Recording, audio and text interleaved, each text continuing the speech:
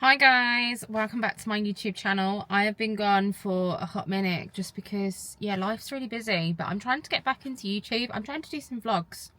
So this is sort of like kind of a vlog, but not really. I'm about to go in the gym and I'm going to show you some of the new workouts that I've been doing because I've recently got a new coach. So I'm still hoping to compete in bodybuilding as a wellness athlete, and I just love doing it. So I thought I'd take you through a little workout on how I train my lower body, basically doing what my coach has told me to do. And yeah, we're at a new gym today. I'm actually at a Foundry gym because my local gym is shut. So yeah. So this is a Foundry gym, which I was really pleasantly surprised by the space of it, and it's also got some amazing kit. I think it's only been open for a year here, but it's got everything that you could possibly want. I think most Foundry gyms are the same, so they just seem to be good bodybuilding gyms in general.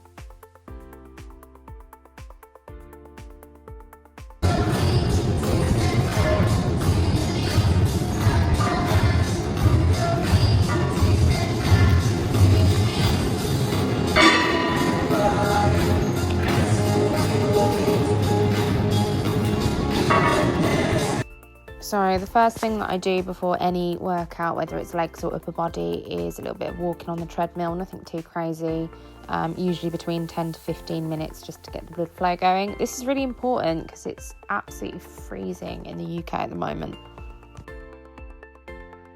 So the first exercise that I've got on my programme on a Thursday is the hyperextension, and I'm trying this booty builder machine. I always feel like I'm falling off this, which is why I stumbled there. But I actually really like this piece of kit. They haven't got one in my normal home gym, and I quite like the fact that it's got like a cable that's attached to it rather than having to go and get a plate. I tend to do between 10 to 15 reps of these, just depending on how much weight I've got on, and nice and slow and controlled. I'm really squeezing my glutes at the top. And in terms of how many sets I do, I tend to do 4 sets of everything currently. Then the next exercise that I do are some abductors. So again, my gym doesn't normally have these booty builder pieces of kit, but oh my god, my glutes were on fire, and I'm pretty sure it is this machine that's done it. It is amazing. It doesn't really look like you're doing much, and it can look a bit weird, but I think it's just the angle of it that really squeezes and contracts the glutes.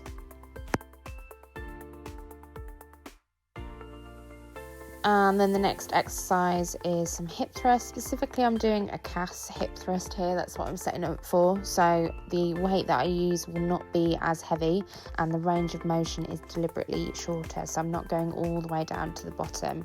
I'm instead going to be squeezing at the top, lowering down to less than halfway, and then squeezing all the way back up again. Slow and steady is the key on this glute and leg day. Again, with these sets, I tend to do between 10 to 15, just depending on how I'm feeling, but I do try and go to failure, and I do 4 sets in total of the calf hip thrusts.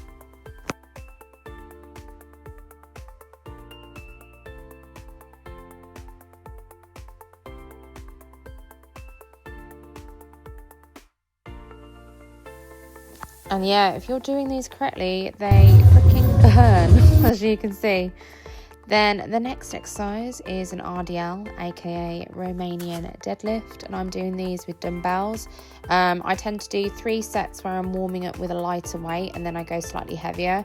I find with RDLs, if I go heavier than a 20 kg either side, it tends to go into my lower back and it comes out of my lower leg, so I don't go too heavy on an RDL.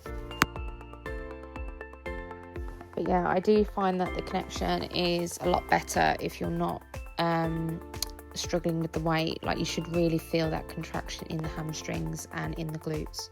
So yeah, this is me transitioning to a larger weight. I think this is a 20 kilo.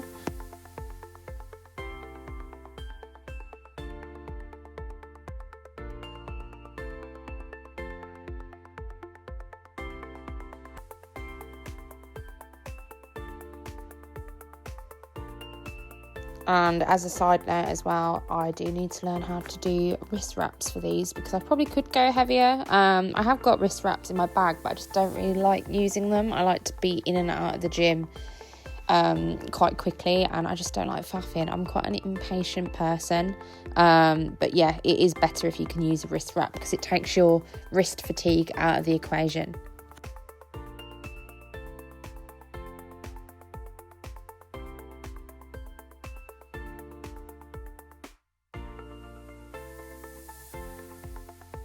Then next up, we've got lying hamstring curls. Normally I would do seated, but that machine was taken, so these are going to have to do. But I quite like a lying hamstring curl.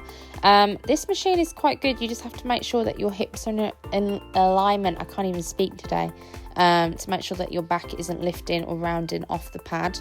Again, it's not really about heavy weight, but rather that's contraction through the muscle.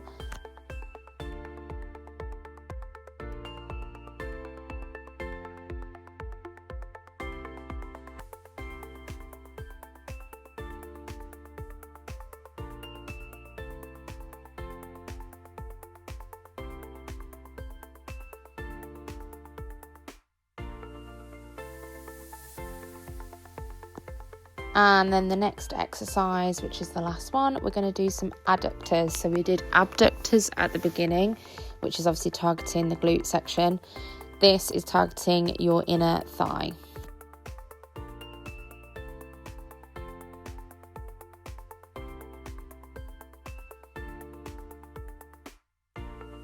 Again, all of these exercises are meant to hurt. They're not meant to feel comfortable.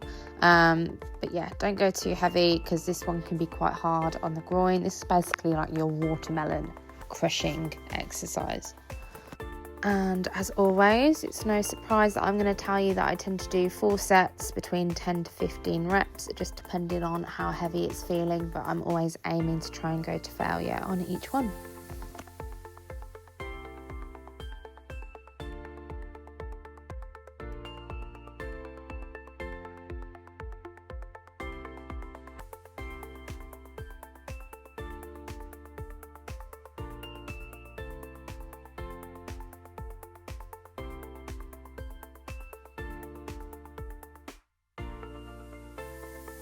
So yeah, thank you for watching. A little bit of a quick one. My back is still recovering. I've twinged my back or something, which is really annoying, so I can't go as heavy as I normally do, but I'm just grateful that I can do something. The same thing with the videos. I feel like even though this video is probably going to be a little bit hashed together, it's better than posting nothing, right? And hopefully my vlogging skills are going to get a lot better.